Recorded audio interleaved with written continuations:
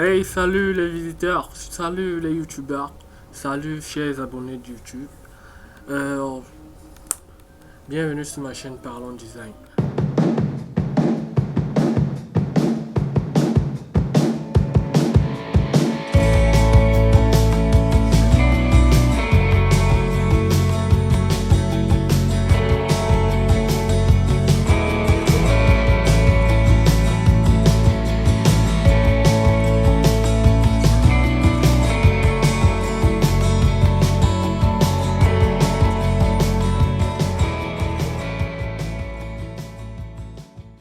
Bon, le but de cette vidéo, bien évidemment, quand vous avez cliqué sur la vidéo, j'espère que vous avez vu de quoi il était question. Ici, on va parler des bases de Photoshop. Des bases de Photoshop. Bon, tout avant de continuer dans la vidéo, je vais vous inviter à laisser un commentaire et à liker la vidéo. S'il y a vous avez des préoccupations, laissez un commentaire, ça va beaucoup m'aider à améliorer la qualité de ma vidéo. Et j'espère que après cette vidéo, vous allez mieux être référencé sur votre besoin en fait. Bon, cette vidéo, je vais la faire en 3 parties. Bah, je sais pas pour vous, mais pour moi, quand je fais une vidéo qui va à plus de 10 minutes, ça me fait toujours dormir. Donc forcément, j'ai besoin des vidéos courtes en fait. Donc il y aura une vidéo 1, une vidéo 2, une vidéo 3. Donc c'est par ces procédés-là que j'insinue que vous serez apte à mieux comprendre véritablement Photoshop. Mais après ça, c'est vous-même qui allez vous expérimenter de temps en temps pour comprendre les diversités de Photoshop. Comment l'utiliser, comment les utiliser, comment agencer certains trucs. Bon, il y a plein de paramètres à connaître. Pour les débutants, contentez-vous vraiment d'écouter d'abord ce que j'ai à proposer. Donc, s'il faut commencer, je vais vous poser la question d'abord, la question primordiale qu'il faut connaître. C'est quoi Photoshop? Ah, je vois certains parmi vous là qui me donnent déjà des réponses. Déjà, la réponse élémentaire que tout le monde va répondre bien, qui est tellement évident. Photoshop est un logiciel qui permet de modifier les images, modifier les photos. C'est pas faux, c'est vrai. C'est plus que vrai même, c'est la fonctionnalité de base de Photoshop. C'est pour ça que Photoshop a été créé même. C'est très vrai. Mais il faut retenir aussi que Photoshop ne fait pas seulement dans la retouche d'image, non. Photoshop aussi peut aussi faire dans la création des flyers. La création des flyers, qui peut aussi faire dans la création des logos. La création des logos et qui peut aussi faire dans, comment on dit, donc, de manière simple, c'est un dessin assisté par ordinateur, c'est un DAO, un peu comme on disait dans nos classes de primaire. On peut faire plein de choses avec Photoshop. On peut faire des 3D, plein de choses. Bon, tout ce qui... Mais en fin de compte, tout ce qui tourne autour de... Tout ça tourne autour de l'image en fait. Tout ça tourne autour de l'image. Puis en réalité, Photoshop travaille avec des pixels. Et l'image est en pixels. Donc quand on parle d'une image en pixels, Photoshop travaille avec des pixels. À la différence de son voisin qui est Illustrator, qui travaille avec des vecteurs. C'est pour ça qu'il est conseillé de créer des logos, des flyers avec Illustrator parce que ça travaille avec des vecteurs. Donc beaucoup plus des formes quoi. C'est vrai que sur Photoshop il y a aussi des formes, mais c'est beaucoup plus pixelisé. Dans des pixels, on utilise Photoshop. Bon.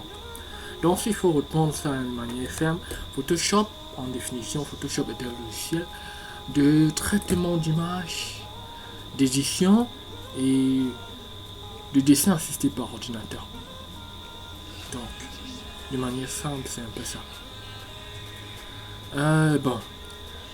Commençons donc par le début sur l'interface.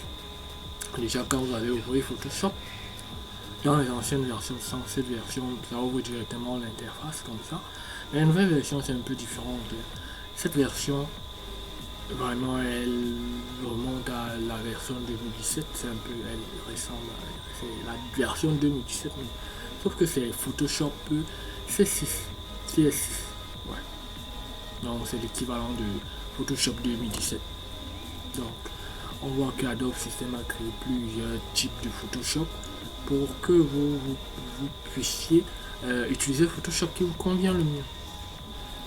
Ici donc, si on commence par l'interface, on va parler ici des parties de Photoshop, de cette interface là. Ici on a la barre de fenêtre ici en haut. Ici on a la barre d'outils, la barre de tâches. C'est un peu ça. Ça c'est la barre de tâches. Bon, je crois que ici c'est la barre de tâches qui contient plusieurs fenêtres, plusieurs choses. Bon, si on parle d'abord de cette barre de tâches, on va dire, commencer par fichier. Dans l'élément fichier, on retrouve tout ce qui permet d'importer, d'exporter des images, des contenus dans l'environnement Photoshop. Tout ce qui permet d'importer, d'exporter, tout ce qui permet de, d'ouvrir des fichiers récents, dans les fichiers qu'on a déjà eu à travailler dessus.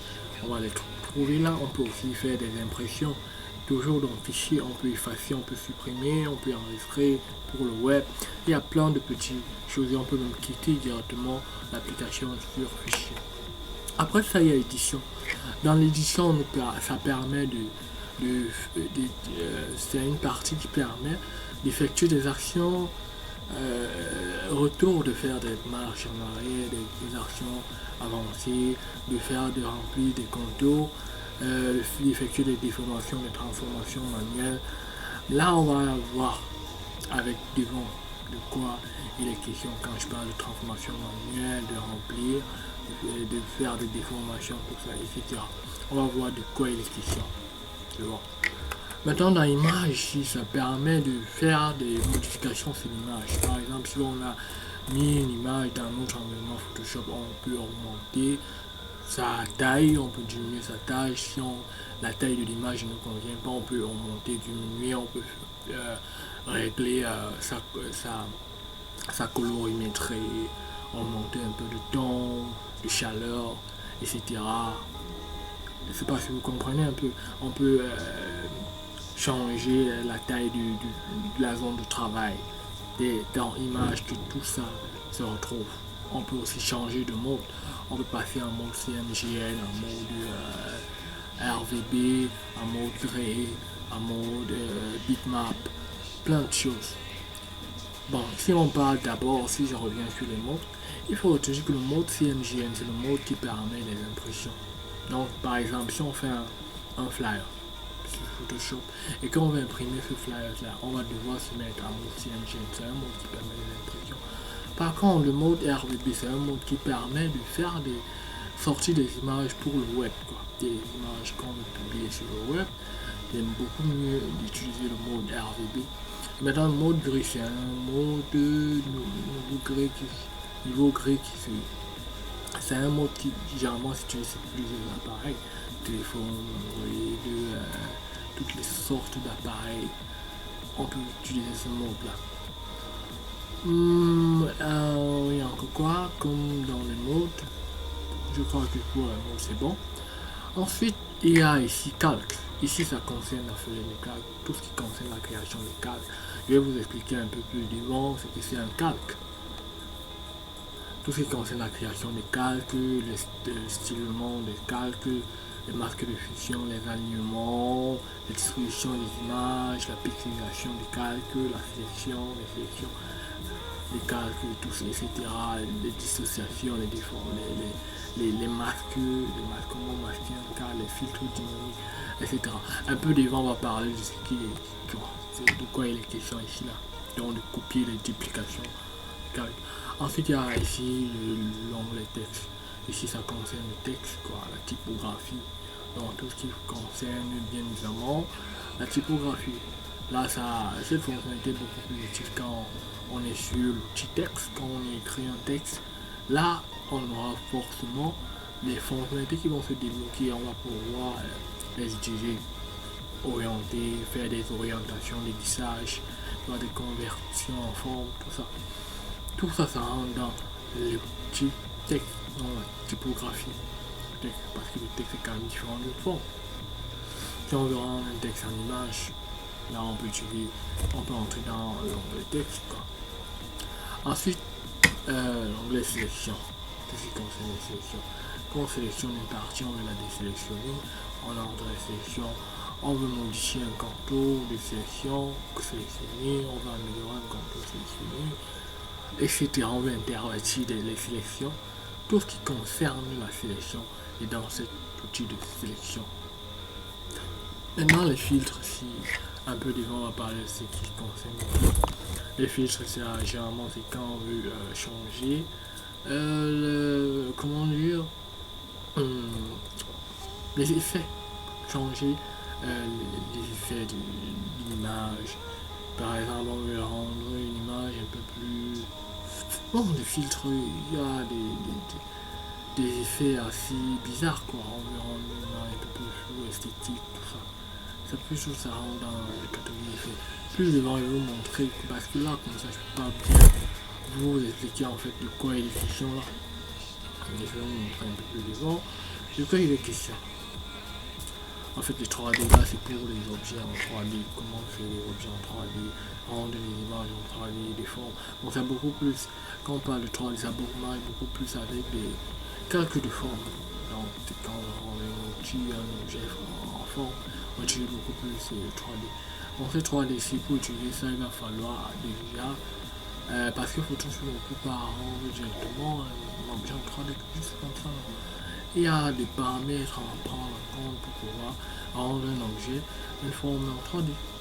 Par exemple, on peut utiliser un autre outil parce que ici dans Photoshop il fait une partie à prendre, exporter l'objet pour aller le continuer ailleurs.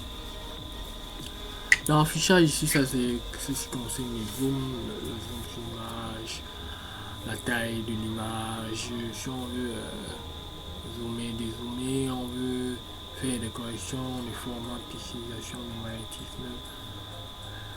En fait, dans l'affichage, tout ce qui concerne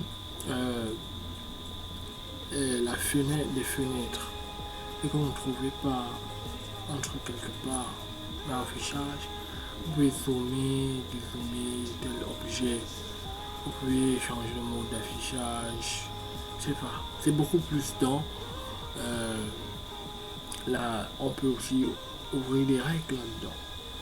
Si on a besoin de mettre des règles, on va bien disposer nos éléments, les règles, les magnétismes, etc. Là, la fenêtre, ici dans l'onglet fenêtre, ici c'est tout ce qu'il y a sur notre interface Photoshop. Tout ce qui est là déjà sont des fenêtres. Si par exemple on ne trouve pas une fenêtre ici, là, par exemple la fenêtre couleur ou nuance, vous pouvez tout venir dans fenêtre, chercher cette fonctionnalité là, couleur, la voici, elle est déjà là, nuancée ici. Donc c'est un peu ça. Retenez aussi que dans l'affichage on peut aussi changer l'espace de travail parce qu'il y a plusieurs espaces de travail dans Photoshop. Il y a plusieurs, vraiment plusieurs. Ici par exemple on peut changer ici indispensable. Là nous on est sur indispensable, on peut mettre une nouveauté SC6, 3D, mouvement, peinture, photographie, tout ça. Plusieurs types d'espaces de travail. Et à chaque type d'espace de travail vient avec ses avantages et ses astuces. Ça dépend en fait de ce qu'on veut faire. On peut aussi le changer ici, ça ne change rien. Là, et tout ce qui concerne l'aide en fait. Si vous avez besoin d'une information concernant l'application, si vous avez besoin d'une aide quelconque. Ici, Adobe System a mis à notre disposition un onglet qui permet de demander cette aide-là, de faire des commentaires sur le logiciel, de demander, poser des questions, etc. Donc, c'est un peu ça. Bon, pour la prochaine vidéo, je vais vous parler des outils utilisés ici à ce niveau. Des outils utilisés ici à ce niveau-là ont été sur la première vidéo. Pour la prochaine vidéo, je vais vous parler des outils utilisés ici sur la barre de l'outil, bien sûr. parce que il faut que je vous explique ce que fait chacun de ces éléments pour que vous compreniez vraiment de quoi il est question sur Photoshop. Comment utiliser tous ces éléments là. Bon, à plus, je vous dis à bientôt. S'il vous plaît, si vous avez vraiment aimé la vidéo et si vous avez des recommandations, je vous prie de vous abonner et de liker les vidéos et laisser plein de commentaires. Laissez plein de commentaires pour que je puisse m'améliorer. C'est vrai que je suis encore novice dans le domaine, mais on va s'améliorer avec vos commentaires, avec vos likes, avec votre abonnement. Je vais m'améliorer. Donc, à la prochaine vidéo pour l'explication de la barre d'outils.